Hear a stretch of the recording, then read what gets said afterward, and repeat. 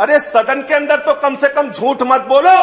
आपका इतिहास है, स्वर्गीय विश्वनाथ प्रताप सिंह जी की सरकार ने जब मंडल कमीशन लागू किया था तो आप कमंडल लेके निकल गए थे पूरे देश में। इनके राज्यों में क्या हो रहा है मैं दिखाना चाहता हूं। गुजरात के अंदर मूछ रखने पे दलित की हत्या हो जाती है, मूछ रखने पर दलित की हत्या हो जाती है।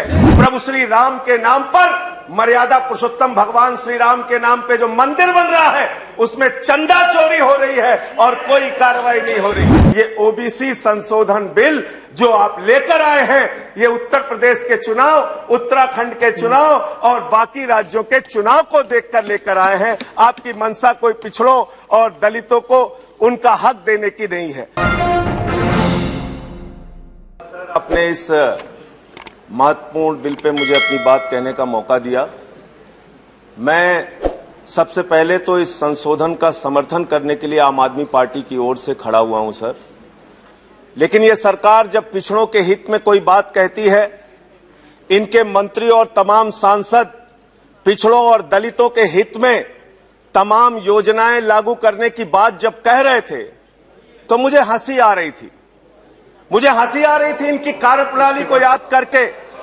ये वही भारतीय जनता पार्टी है, ये वही भारतीय जनता पार्टी है सर जिसके राज में उत्तर प्रदेश के अंदर आदित्यनाथ जी की सरकार में पिछड़ा वर्ग आयोग की रिपोर्ट है। ये क्या हो रहा है? फिर मैं बैठ जाता हूं, इन्हीं को बोलने दीजिए। ये क्या कर रहे हैं लोग? प्लीज आप बोलिए।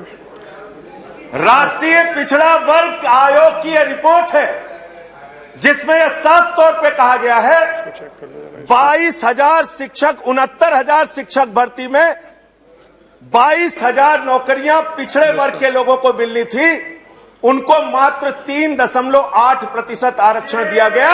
उनकी 18,000 नौकरियां खाली। यह हकीकत है सर, राष्ट्रीय पिछड़ा वर्ग आयोग की रिपोर्ट है।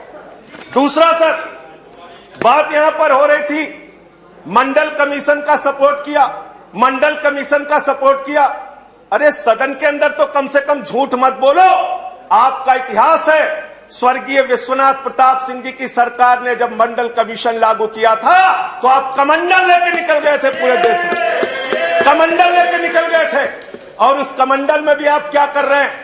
प्रभु श्री राम के नाम पर, मर्यादा पुरुषोत्तम भगवान श्री राम के नाम पे जो मंदिर बन रहा है उसमें चंदा चोरी हो रही है और कोई कार्रवाई नहीं हो रही है।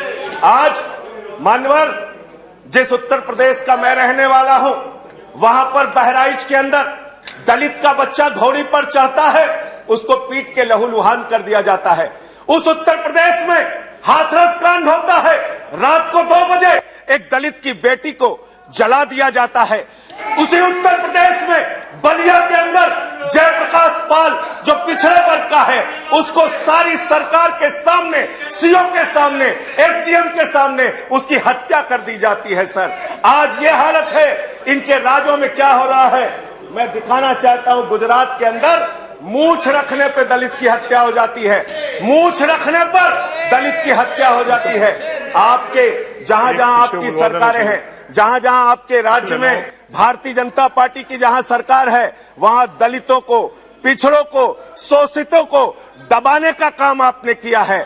और मैं आपके माध्यम से मांग करना चाहता हूं सर, इनसे मांग करना चाहता हूं कि अगर वास्तव में आप दलितों और पिछड़ों के लिए कुछ करना चाहते हैं तो ये 50% की जो आपने सीमा है, इस सीमा को बढ़ाने का भी आप बिल लेके संसद के अंदर आइए, वरना ये दिखावा मात्र होगा।